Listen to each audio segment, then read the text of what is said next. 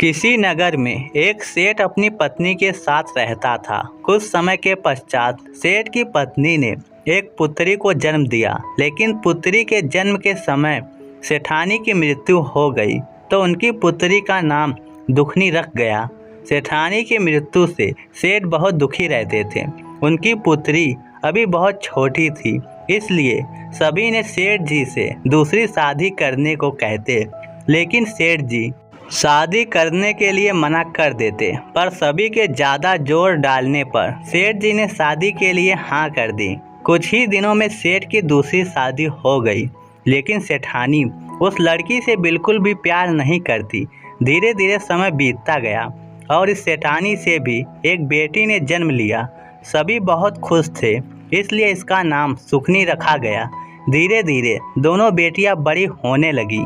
दुखनी हमेशा भगवान की पूजा पाठ, व्रत इत्यादि किया करती थी। सेठानी दुखनी को बहुत दुख देती, उसे ढंग से खाना भी नहीं देती थी।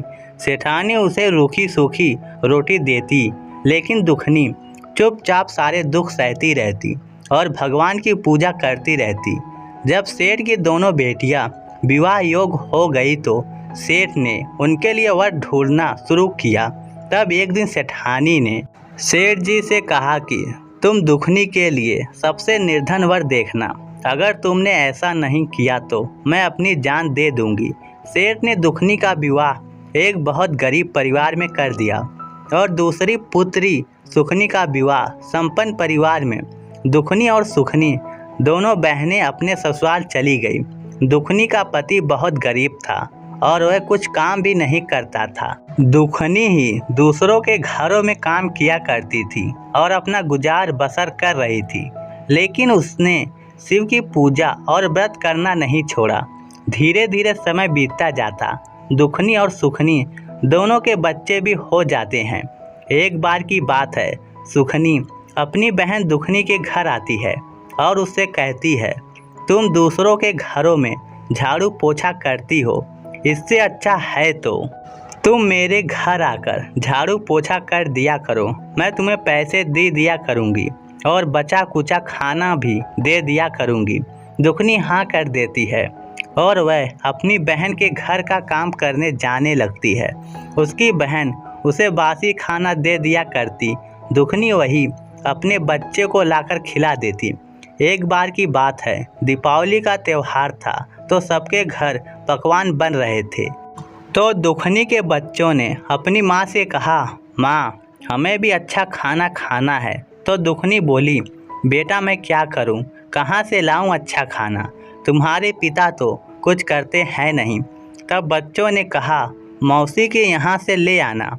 तब दुखनी अपनी बहन सुखनी के घर गई और अपनी बहन से कहा, आज त्यौहार है तो आज का बना हुआ थोड़ा सा ताज़ा खाना दे दो मेरे बच्चों के लिए। मेरे बच्चे बहुत भूखे हैं, उन्हें आज अच्छा खाना खाने का मन है। तो सुखनी ने अपनी बहन दुखनी को बहुत बुरा भला बोला और उसे घर से निकाल दिया।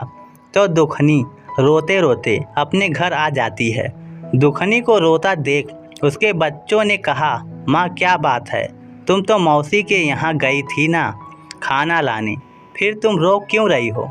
तब दुखनी ने कहा, बेटा तुम्हारी मौसी ने खाना नहीं दिया और बहुत बुरा भला बोला। तब दुखनी ने सोचा कि आज त्यौहार है, मैं अपने बच्चे को अच्छा खाना जरूर खिलाऊंगी। फिर वह वन की ओर जाने लगी। उसने सोचा कुछ लकड़ियाँ बेचकर बच्चों के लिए खाना ले आऊंगी। चलते चलते दुखनी को एक गाय मिली। वह दर्द से तड़प रही थी, वह बच्चे को जन्म देने वाली थी। उसने दुखनी से कहा, बेटी जरा मेरी मदद कर दो, मुझे बहुत दर्द हो रहा है, मेरे पेट पर हाथ फेर दो। दुखनी गाय के पेट पर हाथ फेरने लगी और गाय ने आसानी से बच्चे को जन्म दिया। फिर दुखनी आगे बढ़ी। आगे रास्ते में उसे एक नागिन मिली जिसके ऊपर केचुली थी और उससे निकल नहीं पा रही थी। उसे ठीक से कुछ दिखाई भी नहीं दे रहा था। उसने दुखनी से कहा, जरा मेरी मदद कर दो, मुझे बहुत तकलीफ हो रही है। दुखनी उसकी मदद करती है और नागिन आसानी से केचुली छोड़ देती है। फिर दुखनी आगे बढ़ जाती है। दुखनी वन में पहुंचती है तो वन माता एक बूढ़ी औरत का रूप बनकर वहां बैठ जाती हैं और दर्द से कहराने लगती हैं। दुखनी को देखकर बूढ़ी माँ कहती हैं, बेटी जरा मेरी मदद करो, मेरे पैर में बहुत दर्द हो रहा है, तुम मेरे पैर दबा दो। दुखनी कहती है, ठीक है माँ, और दुखनी वन माता के पैर दबाने लगती है। फिर कुछ देर बाद दुखनी जाने लगती है तो बूढ़ी माँ कहती है, मेरे पास एक पोटली है, इसे तुम ले लो। दुखनी पोटली ले लेती है और उसे देखती है। उस पोटली में बहुत सारा सोना चांदी था। तब दुखनी कहती है, माँ यह तो सोना चांदी है। तब बूढ़ी माँ कहती है, तुमने मेरी मदद की है इसलिए तुम ही ले जाओ, और यहाँ एक थैला भी है, इसे भी ले जाओ। दुखनी जब थैला देखती है तो उसमें अनाज भरा था। दुखनी बहुत खुश हो जाती है और बूढ़ी माँ को धन्यवाद देकर घर की ओर जाती है तो उसे रास्ते में वही नागिन मिलती है।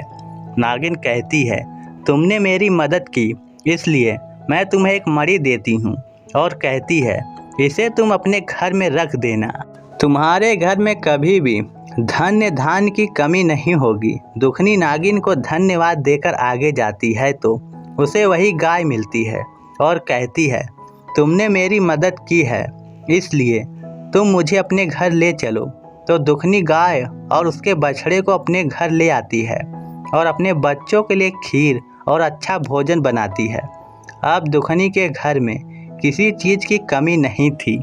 एक दिन सुखनी ने सोचा, दुखनी काम पर क्यों नहीं आ रही है, चलकर देखना चाहिए।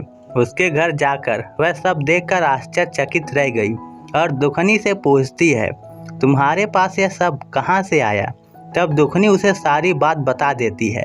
तब सुखनी भी गरीब औरत का रूप बनकर वन की तरफ जाती है तो उसे एक शेरनी मिलती है।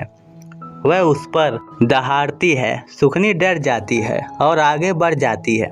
आगे वही नागिन सुखनी को मिलती है। नागिन उसे देखकर गुस्से से फुंकार मारती है। सुखनी फिर डर जाती है और भागती है।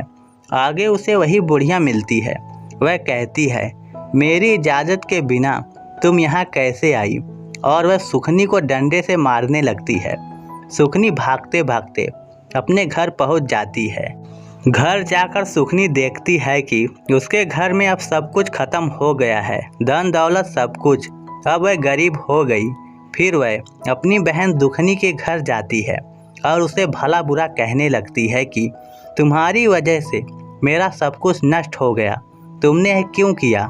तब भगवान शिव प्रकट होते हैं और कहते हैं, इसमें दुखनी का कोई दोष नहीं है, तुम बहुत घमंडी थी और धनवान होते हुए भी एक गरीब का रूप धर के वन में गई, इसलिए वही वन सती माता ने तुम्हारा सारा धन नष्ट कर दिया है।